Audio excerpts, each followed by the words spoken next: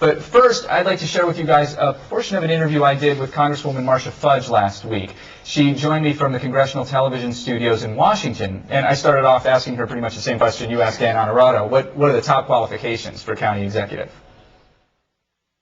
When you talk about electing a person for any position, you want someone who is committed, someone who clearly is qualified, and I think that those qualifications should include some real understanding of how government works, some real understanding of the fact that, especially with county government, that the majority of the work done in the county is done to provide services to its citizens.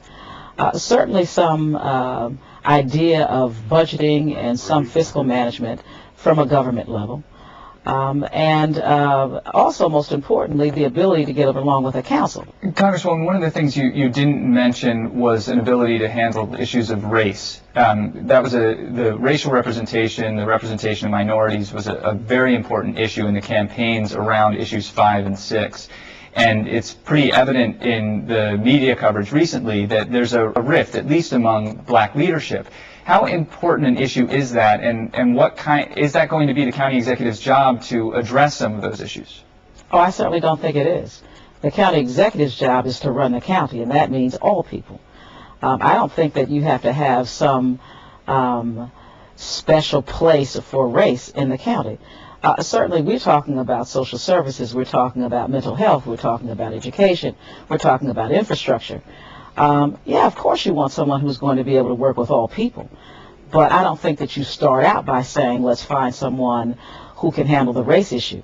The race issue has been an issue in America for as long as I've been alive and for my parents' generation and the generation before that. Lee Friedman of the Leadership Center suggested to me that the person who takes the job, the first person to take the county executive position, to be elected to that position, is very different. We need a very different kind of person than we will 4 years from now or 8 years from now. For right now, we need a Lee Iacocca type, she suggested, somebody who's skilled at turning organizations, very large organizations, around.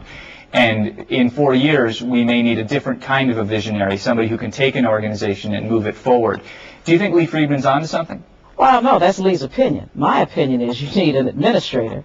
I think that to look at where we're going to be 4 years from now certainly is a great exercise, but I think that you have to give the person who has the job for 4 years the ability to see what they can do. I don't know what that person is going to accomplish in 4 years, but certainly what we hope they will accomplish is to do the things that the community has asked for them to do. Let me ask you this, in terms of experience, which experience, do you think government experience is more valuable in this case or corporate experience? I don't think you have to have a corporate background, because a lot of corporate people, they may work for corporations, but I don't know how many of them have done a TIF. I don't know how many of them have issued bonds. I don't know how many of them have worked out public-private partnerships to build new industries and to bring in jobs. So I don't know that just having a corporate background is necessarily important. I think what is important is a person who has the ability to do development deals and understand how it is done through public-private partnerships, as well as a person who understands government and can work with people. I don't know that one is any more important than the other, but I think that there is a combination of things that are going to make this person a successful executive. You know, one of the things